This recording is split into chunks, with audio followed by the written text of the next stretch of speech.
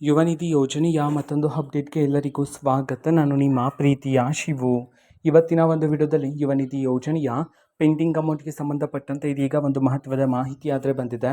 So ಬನ್ನಿ ಅದರ ಬಗ್ಗೆ ಕಂಪ್ಲೀಟಾಗಿ ನಾವು ಈ ವಿಡಿಯೋದಲ್ಲಿ ಇನ್ಫಾರ್ಮೇಷನನ್ನು ತಿಳ್ಕೊತಾ ಹೋಗೋಣ.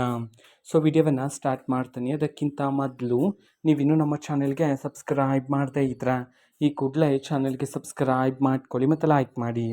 ಈಗ ನಾವು ಮಾಹಿತಿಯನ್ನು ತಿಳ್ಕೊತಾ ಹೋಗೋಣ. ಇವತ್ತು ಅಂತಂದರೆ ದಿನಾಂಕ 17/4/2026 ಇವತ್ತು ಯುವ ನಿಧಿ ಯೋಜನೆಯ ಪೆಂಡಿಂಗ್ ಅಮೌಂಟನ್ನು ಬಿಡುಗಡೆ ಮಾಡೋದಕ್ಕೆ ಸಂಬಂಧಪಟ್ಟಂತೆ ಮಾಹಿತಿಯನ್ನು ತಿಳಿಸಿರ್ತಕ್ಕಂಥದ್ದು.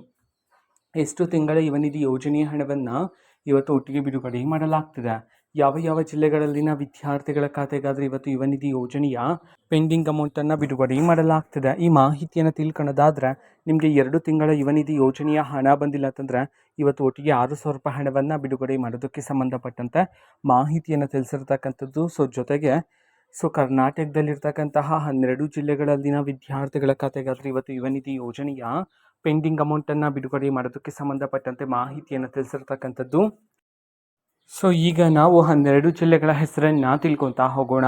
ಮೊದಲಿಗೆ ದಕ್ಷಿಣ ಕನ್ನಡ, ಧಾರವಾಡ, ದಾವಣಗೆರೆ, ಗದಗ, ಹಾಸನ, ಹಾವೇರಿ, ಕಲಬುರಗಿ, ಕೊಡಗು, ಕೋಲಾರ, ಕೊಪ್ಪಳ, ಬೆಂಗಳೂರು ನಗರ, ಬೆಂಗಳೂರು ಗ್ರಾಮಾಂತರ ಈ 12 ಜಿಲ್ಲೆಗಳಲ್ಲಿನ ವಿದ್ಯಾರ್ಥಿಗಳ ಖಾತೆಗಾದರೆ ಇವತ್ತು ಯುವ ನಿಧಿ ಯೋಜನೆಯ ಪೆಂಡಿಂಗ್ ಅಮೌಂಟನ್ನು ಬಿಡುಗಡೆ ಮಾಡೋದಕ್ಕೆ ಸಂಬಂಧಪಟ್ಟಂತೆ ಇದೀಗ ಮಾಹಿತಿಯನ್ನು ತಿಳಿಸಿರ್ತಕ್ಕಂಥದ್ದು.